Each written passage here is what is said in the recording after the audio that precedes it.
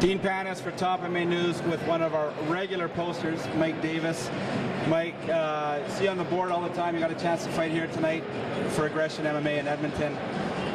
Let's cut straight to the chase because everybody on the board, we know all the guys on the board are about cutting weight. I know you took the fight last minute. You want to walk us through exactly what happened with that?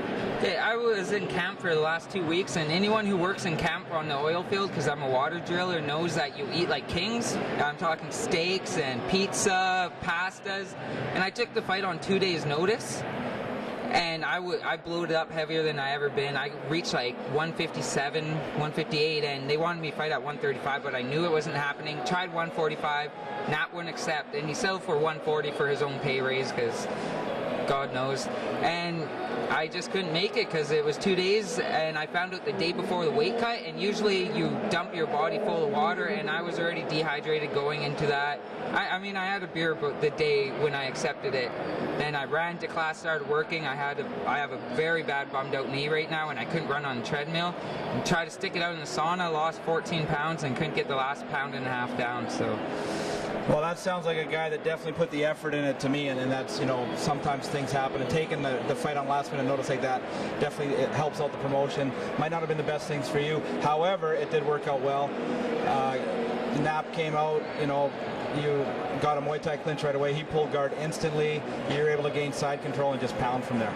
Yeah, well, once I landed the knee, I went to cock another one, and he just jumped guard. What caught me off guard, because most people know that I like being on top inside people's guard and raining down punches, but he had a loose guard, and I easily passed it. Then once I started landing those elbows, he gave up position immediately and gave me the rear naked choke. He just didn't like getting hit, I guess, because, yeah, he came out and saying he was going to knock me out, and I was expecting him to start banging with me, and I was slowly getting ready. Then once I got that clinch, landed that knee, he decided to change his game plan, I guess. Well, absolutely, and very impressive on yourself. Now, I mentioned it before, you're one of the regular posters on the site. I see you there all the time.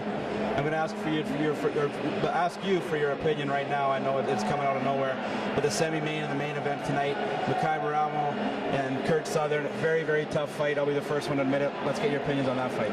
I'm going to start with Travis Hughes' fight, just because then I'll work my way down. I got Travis Hughes, a gnarly veteran, and I've been watching him since the Babalu fight and before that, and he's fought 3 times this year with 1 no contest, and he's a handful. Good wrestler, huge, strong, great jiu-jitsu. He hung in Babalu's guard forever, and the only way I see Haig winning this is landing punches on the feet, but I see Travis Hughes winning this fight by a decision or maybe late round submission, because I know Haig's only blue-purple belt, and Hughes very experienced on the ground, and he has so many fights. I got Hugh winning that, hands down. Well, absolutely, one of the most experienced heavyweights in all of the world coming in. Tim's got the home crown advantage. You know, it worked in his last fight. You know, a lot of people, there was no doubt he was losing that fight with that big devastating knee. So we'll see what happens here tonight in Edmonton. Like I said, we're just at the intermission, so those fights haven't happened yet. So we'll see if you know exactly what you're talking about. And let's get on to the Southern Mekhi fight.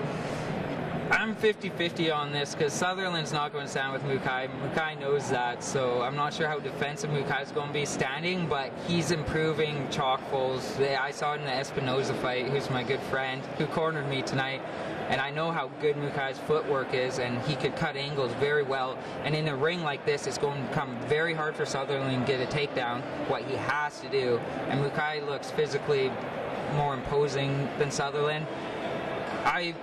My original thought was Sutherland winning this by a submission, but I'm going to go with Mekhi by another decision here at Aggression. Well, there you go. You've heard it from one of our regular posters, Mike Davis, talked about tonight with the weight cut. Very impressive performance in the ring when it stepped up. For Top MMA News with Mike Davis, I'm Dean Panis.